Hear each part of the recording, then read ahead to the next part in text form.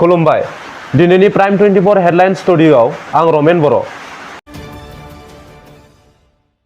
दिनैनि गाहाय रादाबफोरा जादों दिनै 11 आगस्ट जन्माष्टमी सान।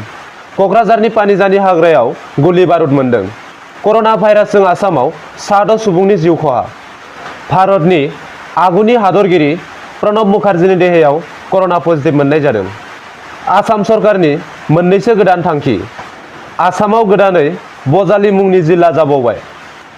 मेक इन इन्डियाखौ आबुं दाफुंनो मदद होदों EESL आ। भारतनि गोबां गोजौ गेजेर फरायसालिनिफ्राय लाना फरायसालिमासिम थाबै आनजाद जानो हासिगौ। दानिया फैदो आबुं रादाबाव।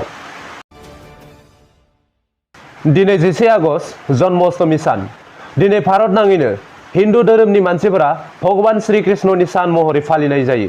जों मिथिगौ धोरोम बिजाबफोराव फोरमायनाय बादिब्ला श्री कृष्णखौ भगवान विष्णुनि 9थि अवतार जानाय होनना बेखौ नोजोर बोना दिनै गासिबो हिन्दु धोरोमनि सुबुंफोरा श्री कृष्णनि जोनोम सानखौ जन्माष्टमी सान महरै फोरबो खुंनाय एबा फालिनाय जायो।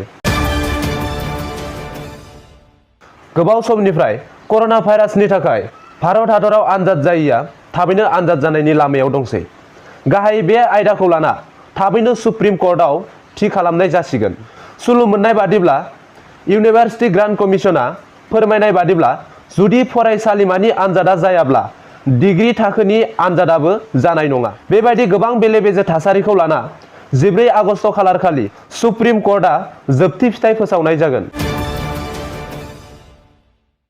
10 आगस्ट खालारखालि भारतखौ मेक इन इन्डिया आबुं दाफुंनायाव मदद खालामदों EESL आ। गाहायै भारतनि गामियारि थागिबि रायजो राजाफोरनि 70 रांनि LED लाइटखौ 10 राङाव गासैनोबो रानना होनायनि थाखाय थिरांथा खालामनाय जादों। बे हाबाफारिया बावैसो सिगां गासिबो नखराव सोरां जाजोबनांगौ होनना उजाला स्किम फोसावदों। बे स्किमनि गेजेरजोंनो गंफ्रोमबो न'आव सोरां होनो फिन खामानि मावफिननाय जायो। 10 आगस्ट खालारखालि आसाम सरकारा मोननैसो गोदान थांखि दैखांनाय जादों। बे थांखिफोरा जाबाय आसामाव हान्था मेलाया जौगानायनि नोजोरजों आसाम स्टेट ट्रान्सपर्ट कर्परेसननि सिङाव गासै 680 निबो बांसिन बास थांलाय फैलाय खालामनो होगोन होनना थांखि दैखांदों। आसामाव निउ इडुकेसन पलिसिखौ बिथा खालामना आसाम सरकारा कमिटि दानाय जादों। जाय कमिटिया आसामाव थानाय गासिबो प्राइभेट फरायसालिनि दान बेसेन मुं थिसननायनि बेसेनखौ थि खालामनाय जागोन।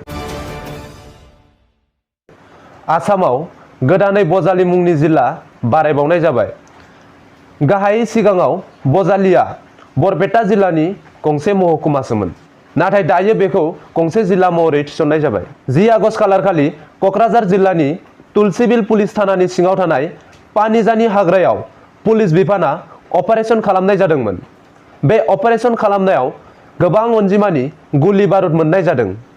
खौरांगिरिनि सिगाङाव फोरमायनाय बादिब्ला बे अपारेशनाव गंनै AK-57 राइफल, गंथाम मेगजिन, थरनै 32 नंनि AC ग्रेनेड आरो 211 राउन्ड AK गुलि हा सिङाव फबना दोननाय मोननाय जादों।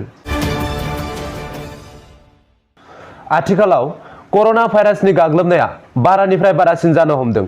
भारतनि गोबां गेदेमा सुबुंफोरनि देहायाव कर'ना पजिटिभ मोननायखौ जों खोनानो मोन्दों। बेबादिनो मैया 10 आगस्ट खालारखालि आरोबाव भारतनि आगुनि हादरगिरि प्रणब मुखार्जीनि देहायावबो कर'ना पजिटिभ मोननाय जादों।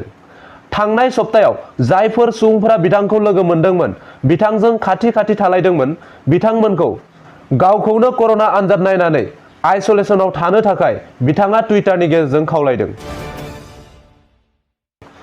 आसामाव कर'ना भाइरासनि गाग्लोबनाया बारानिफ्राय बारासिन जानायखौ जों नुनो मोन्दों आरो थैनायनि अनजिमायाबो सानफा एफा बांबोगासिनो दं। आसामनि सावस्रि बिफाननि मन्त्रि हिमन्त बिश्व शर्माया फोरमायनाय बादिब्ला थांनाय समबारखालि कर'ना भाइरासजों 6 सुबुंनि जिउ खहा जाबावदों। आसामाव दिनैसिम कर'नाजों जिउ गोमानाय सुबुंनि अनजिमाया 151 जाबाय। दिनैनि रादाबखौ एसेयावनो फोजोबनाय जाबाय। गोजोन्थों।